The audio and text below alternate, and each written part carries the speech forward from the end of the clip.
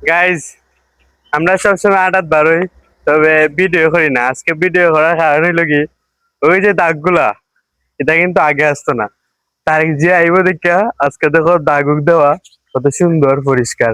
But তারিখ যে না আইলে এগুলো হইতো না। খেনে দেখতে পারো আপনারা যে সুন্দর দাগ দেওয়া হয়েছে, কিন্তু এটা কিন্তু আগে দেওয়া হইতো না। আগে দিলে আরো ভালো হইতো। এই যে কত সুন্দর রাস্তা একবারে নতুন হয়ে গেছে গাইজ। আর এর ভিতর যে সুন্দর বাধ্য হই বা সার্কিট হাউসের দিকে মানে একটা লুক দেওয়ার লাগে, কারণ সার্কিট হাউস তো অন্যরকম, আগের মতো আর নাই। সর্বোপরি আপনারা জানেন যে তারেক রহমান আমাদের মৌলভীবাজারে আসবেন, তো লুকটা অন্যরকম। রং দেওয়া থাকে ব্রিজের উপরে, এটা কিন্তু আগে আসতো না, এখন সুন্দর হয়ে দেওয়া হয়েছে।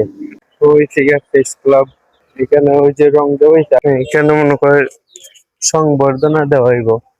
গাইজ, আসলে আমরা সবসময় বারোই সকালে, কিন্তু ভিডিও করা হয় না। আজকে ভিডিও করার মেইন উদ্দেশ্য হইল কি, যে লোক দেখানোর লাগি কাজকর্ম কেনে। এখন তারেক যে আইতো তার লাগে এই কাজটা করানি হয়, তাহলে করানি হইল না নে। আবার দেখছি যে যেদিকে যাইতো না, যেমন কুসুম পাখির দিকে মনে হয় যাওয়া পড়তো না, সেই দিকে কাজ করাইছে না। কিন্তু ওদিকে পুরসভার ওদিকে যা আছে, একবারে কোর্ট থেকে দিরা জগন্নাথ কোর্ট থেকে দইরা দেন একবারে পুরসভা পর্যন্ত সব কাজ ক্লিন করলি।